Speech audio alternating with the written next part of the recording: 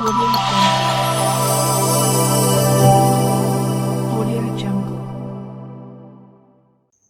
پانی پانی کر گئی مجھ کو قلندر کی یہ بات، پانی پانی کر گئی مجھ کو قلندر کی یہ بات،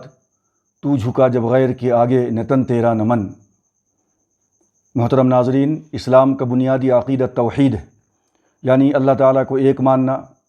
اور اللہ تعالیٰ کو اپنی ذات کے اعتبار سے بھی یکتا ہے اور اپنی صفات کے اعتبار سے بھی یکتا ہے، اور وہ بے مثال ہے، یہ تصور کرنا۔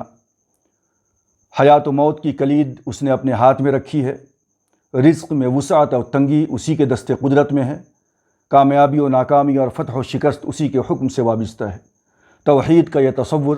در در انسان کو سر جھکانے سے بچاتا ہے اور بہت سی غلامیوں سے نجات عطا کرتا ہے۔ انہی میں سے ایک توہمات کی غلامی ہے۔ اوہام پرستی بھی ایک طرح کی غلامی ہے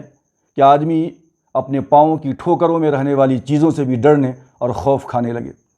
اور اس سے اپنے نفع و نقصان کو وابستہ کر لے، کسی خاص پتھر کی انگوٹھی سے کامیابی اور نفع کی امید رکھے، کسی مہینہ، دن اور گھڑی کو نامبارک منحوس تصور کرنے لگے، اور یہ تصور کرنے لگے کہ ماہ صفر ایک منحوس ہے، سفر کی 13ویں تاریخ منحوس ہے، سفر کا آخری چہارشنبہ بہت ہی نامبارک، نامسعود، اور یہ بھی بہت ہی منحوس ہے۔ یہ اصل میں یہ سب کی سب توہمات کی غلامی ہے۔ ایسا ہی ایک واقعہ ہندوستان کے ساحلی علاقہ میں پیش آیا۔ یہاں ہر ماہ ایک شیطان سمندر کے کنارے ظاہر ہوتا۔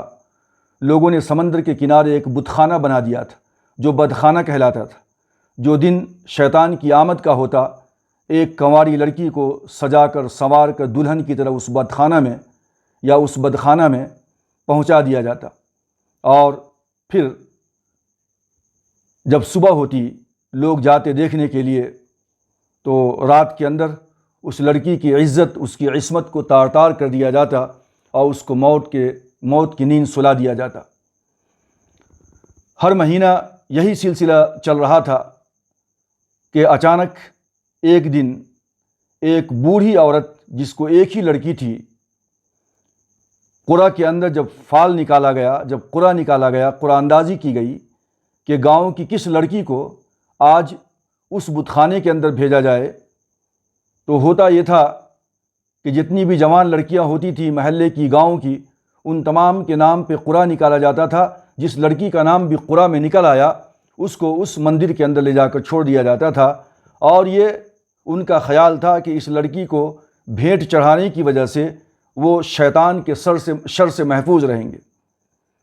ایک دن ایک بوڑھی عورت، جس کی ایک ہی لڑکی تھی، قرعہ کے اندر اس کا فال نکل آیا، وہ بوڑھی عورت رو رہی تھی۔ اچانک اس وقت ایک مغربی تاجر، جس کا نام ابو البرکات بربری تھا، نوجوان تھے، وہ حافظ قرآن بھی تھے، چہرے پہ داڑھی نہیں تھی، اور وہ اکثر و بیشتر تجارت کی غرض سے جب ہندوستان آیا کرتے اور اس علاقے کے اندر آیا کرتے تو اسی بوڑھی عورت کے مہمان ہوا کرتے تھے۔ وہ اچانک آ رہے تھے تو دیکھا کہ ایک جنب غفیر ہے، عورتیں سب کی سب جمع ہیں، اور وہ بوڑھی عورت جس کے پاس وہ مہمان ہوا کرتے ہیں وہ زار و قطار رو رہی ہے۔ حقیقت حال دریافت کیا تو پتہ چلا کہ معاملہ کچھ ایسا ہے کہ آج اس بوڑھی عورت کی جو لڑکی ہے اکلوتی، اس کو دلہن کی طرح سجا کر سنوار کر اس شیطان کے حوالے کیا جانا ہے، یا اس مندر کے اندر لے جا کر چھوڑنا ہے ساحل سمندر کے پاس۔ اور یہ عقیدہ ہے لوگوں کا کہ اس کے بعد اس شیطان کے شر سے سارے کے سارے گاؤں والے محفوظ رہیں گے۔ ابو البرکات بربری جن کا نام تھا، انہوں نے کہا کہ ٹھیک ہے، اس لڑکی کی جگہ آج میں جاؤں گا اس مندر کے اندر، اور مجھے لڑکی کی طرح سنوارا جائے اور تیار کیا جائے۔ چنانچہ اس لڑکی کی جگہ پہ ابو البرکات بربری، جو حافظ قرآن تھے، ینگ تھے، چہرے پہ داڑھی نہیں تھی، ان کو بھیجا گیا، اور سب لوگوں نے ان کو چھوڑ دیا اس مندر کے اندر جو سمندر کے کنارے تھا، اس بت خانے کے اندر، اور واپس چلے آئے۔ پوری رات ابو البرکات بربری حافظ قرآن ہونے کی وجہ سے قرآن مجید کی تلاوت کرتے رہے، اور جب صبح ہوئی تو لوگوں کو انتظار تھا کہ آخر ابو البرکات بربری کا کیا حال ہوا۔ لوگ دیکھنے کے لیے جوق در جوق وہاں پہنچ گئے۔ جب وہاں پہنچے تو دیکھا کہ بہت ہی صحیح سلامت اور زندہ حالت کے اندر ابو البرکات بربری قرآن مجید کی تلاوت کے اندر مصروف اور مشغول ہیں۔ لوگوں کی حیرت کی انتہا نہ رہی۔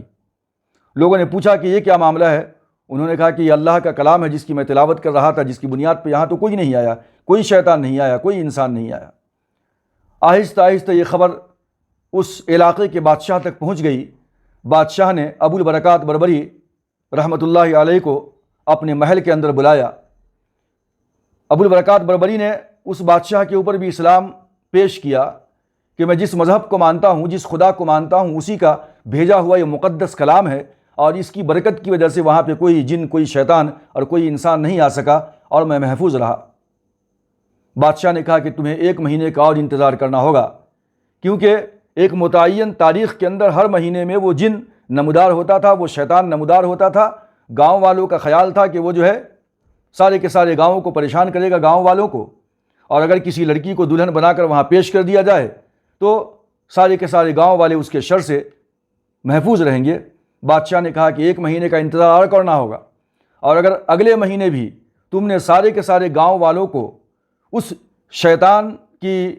مصیبت سے، ابتلا سے بچا لیا، اور تم جس مذہب کے ماننے والے ہو اور جس خدا کا یہ کلام ہے،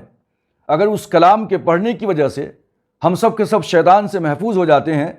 تو میں سمجھوں گا کہ یہ کلام سچا ہے، اور یہ مذہب سچا ہے، اور وہ خدا سچا ہے جس نے یہ قرآن مجید کو، یا جو ہے پھر جن کو تم پڑھتے ہو جس کتاب کو، وہ سچی کتاب ہے، میں ایمان لے آؤں گا۔ چنانچہ ابو البرکات بربری 1 مہینے تک وہاں انتظار کرتے رہے، اور 1 مہینے کے بعد پھر سے ابو البرکات بربری کو دلہن کی طرح سجا کر کے اسی بت خانے کے اندر ڈال دیا گیا رات میں۔ پھر پوری کی پوری رات ابو البرکات بربری قرآن مجید کی تلاوت کرتے رہے، اور صبح کو پھر زندہ صحیح سلامت واپس لوٹ آئے۔ لوگوں نے موسٹ ویلکم کیا ان کو، اور بادشاہ وقت نے بہت ہی ان کی خاطر تواضع کی، اور پھر جو ہے بادشاہ وقت نے جو ہے ابو البرکات بربری کے اس اسلام کو، جس کو انہوں نے پیش کیا تھا، قبول کر لیا۔ بادشاہ وقت کا نام جو ہے ابن بطوطہ نے اپنے سفر نامے کے اندر شنوازہ لکھا ہے،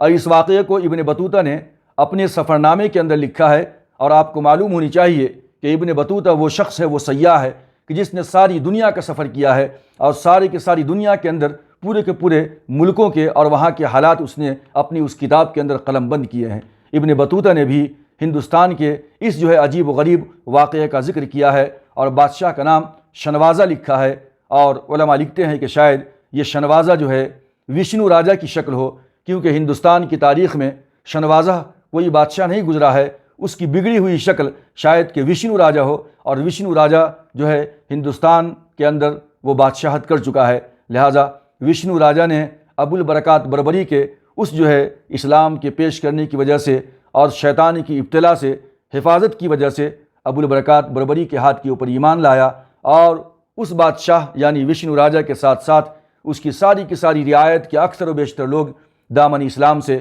وابستہ ہو گئے۔ بزرگان محترم، یہ گاؤں والوں کا جو ایک خیال تھا، ایک وہم تھا، ایک گمان تھا، ایک توہم پرستی تھی، ایک سپرسٹیشنز جس کو بولتے ہیں، اس کے اندر وہ سب کے سب مبتلا تھے۔ اور یہ توہمات بھی ایک طرح کی غلامی ہے کہ جب حضرت انسان کا، جب بندے مومن کا عقیدہ اللہ تبارک و تعالیٰ کے اوپر سے کمزور ہوتا ہے تو وہ اس طرح کی جو ہے غلط تصورات، غلط کانسیپٹ اور غلط توہمات کا وہ غلام بن جایا کرتا ہے۔ حقیقت یہ ہے کہ اللہ پر جس قدر ایمان جس کا جتنا زیادہ ہوگا، اوہام پرستی سے انسان اسی قدر جو ہے دور رہے گا۔ اللہ تبارک و تعالیٰ سے دعا ہے کہ اللہ تعالیٰ سارے کے سارے مسلمانوں کو اس طرح کے توہمات کی غلامی سے نجات عطا فرمائے۔ وما علینا